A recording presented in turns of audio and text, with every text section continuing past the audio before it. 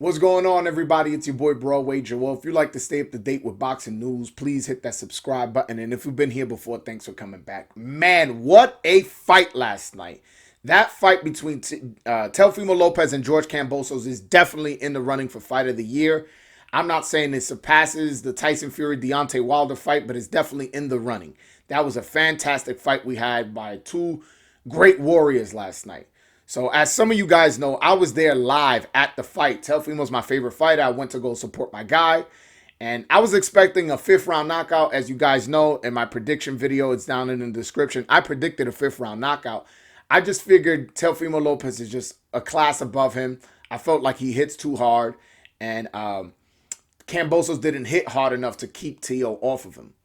Now, what's interesting about this fight is that Teofimo Lopez predicted a first round knockout. And that's the reason why he came out so aggressive in that first round. And he was doing well in the first round.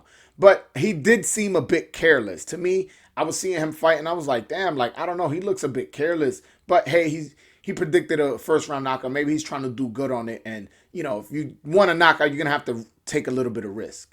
So he's winning the round clearly. Then gets dropped. I was like, wow, the the crowd just went crazy, like, whoa, like in shock. So then the round ends not too far after he gets dropped. Then in the second round, you start seeing Kambosos' game plan, and that's to box and move around.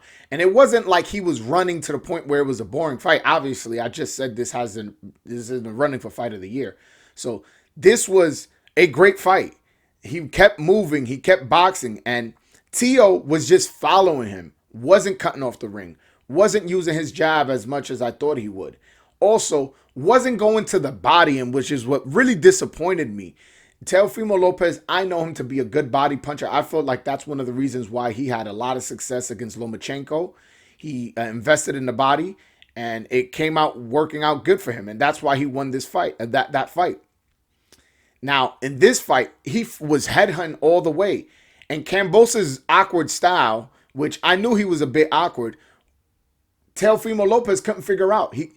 Kambosos kept leaning over to the right side, and this guy was just headhunting, going headhunt, and was missing a lot of shots. I've never seen Teofimo miss that many shots. And, you know, little by little, Kambosos was just winning rounds. And Teofimo had his moments, specifically in the later rounds, and then eventually, he drops Kambosos in the 10th and drops him hard. Caught him leaning to that right side, hit him in the ear, then hit him again and kind of threw off his equilibrium a little bit, and he dropped him.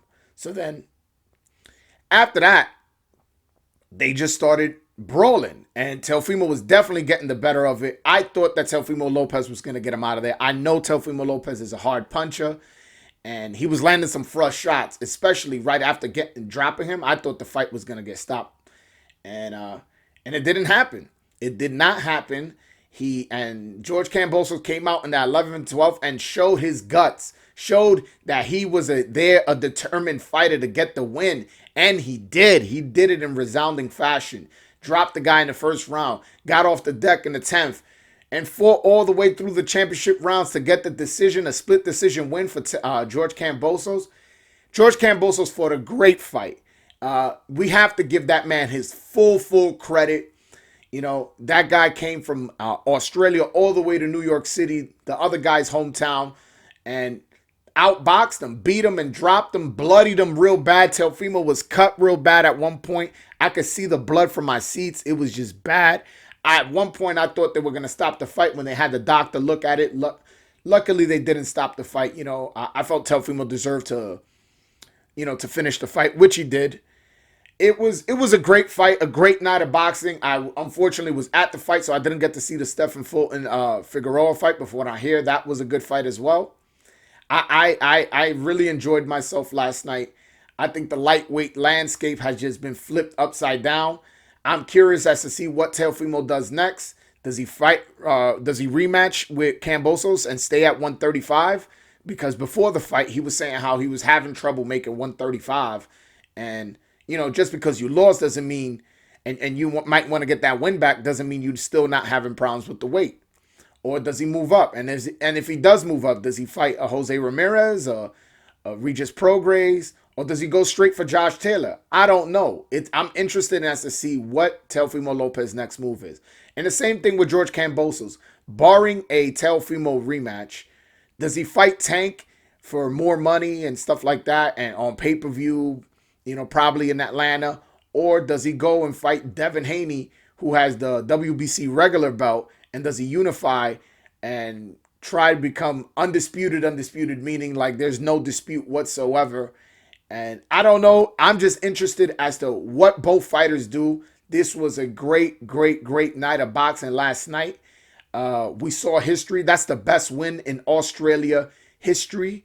I can't think of a better win. I know Jeff Fennick is a Hall of Famer, but I don't think he had such a big upset like this, especially in the other guy's hometown.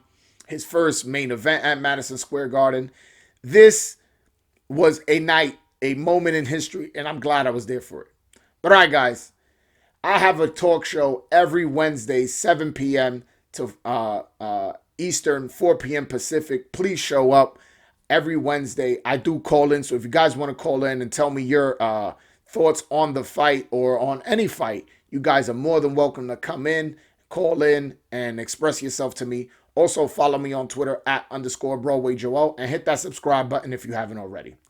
My voice is gone, so I'm going to end this video. All right, guys. Until next time. Peace.